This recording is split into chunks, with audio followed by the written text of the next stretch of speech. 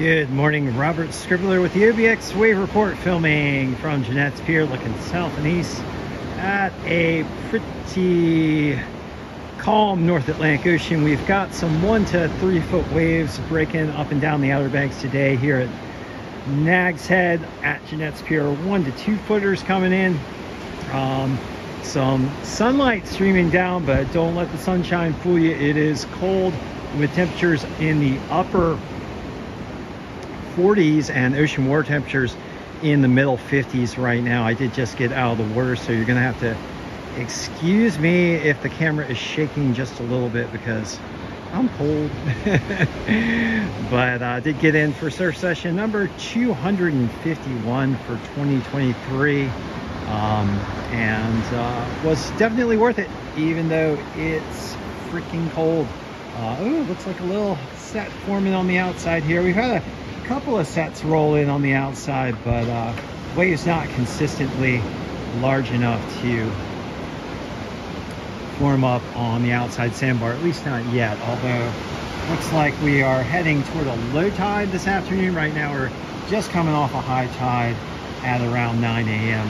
for the east facing beaches. So all right, so looking at the wave reports from the wave monitors, the buoy data, and weather data from the National Weather Service. Right now we've got Nag's Head at 2 foot waves and fairly clean conditions. I'm going to say they're more like in the range of about 1 to 2 foot, but I don't know, tomato. East-southeast swell coming in at 1.9 foot and 10 seconds.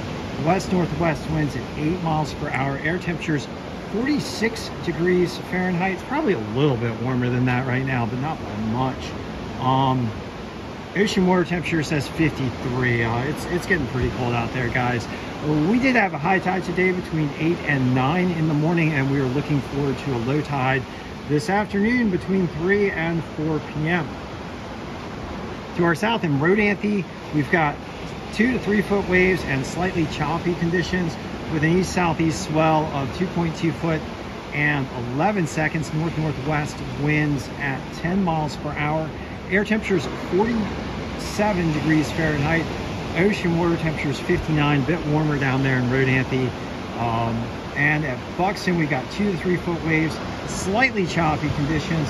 East-northeast swell at 3.3 foot and 7 seconds. North winds at 13, air temperatures 47.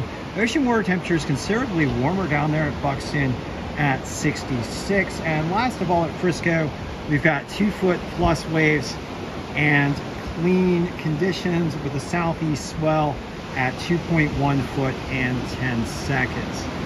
Generally today, okay, actually let's get into some of the forecasts here. We've got some major events coming, and generally today we expect the winds to continue to calm down, still blowing in from the northwest, but calming throughout the day.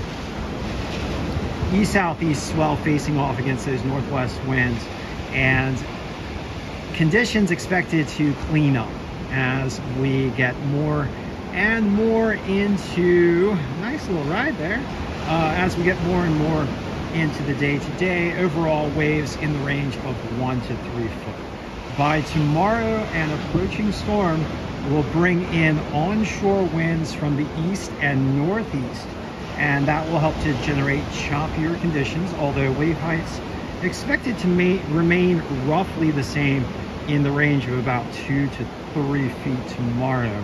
But then by Sunday, holy cow, do we have a major weather event on store, on tap for the Outer Banks, with gale force winds gusting up to 50, possibly 60 miles an hour in some locations, and wave heights peaking out at 10 to 16 foot, depending where you are in the Outer Banks on Sunday.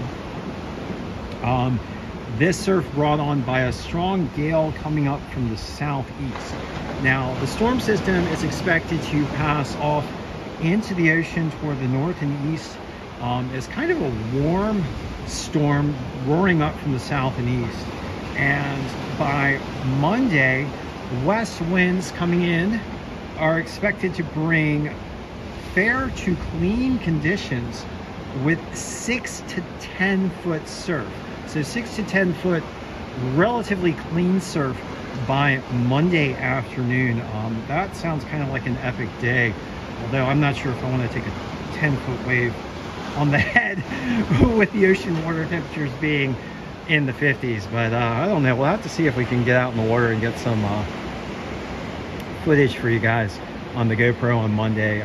We'll see if it's doable, but definitely when the water gets cold, it does add some difficulty to just managing the conditions. So at the very least, I might just switch to the quad, but yeah, get some extra paddle power if the waves are going to get that big. But in any case, yeah, we're looking at some interesting weather over the coming days, and I do hope you guys get out in the water today and tomorrow, and maybe on Monday to enjoy some small conditions today and tomorrow, but Monday looking kind of epic.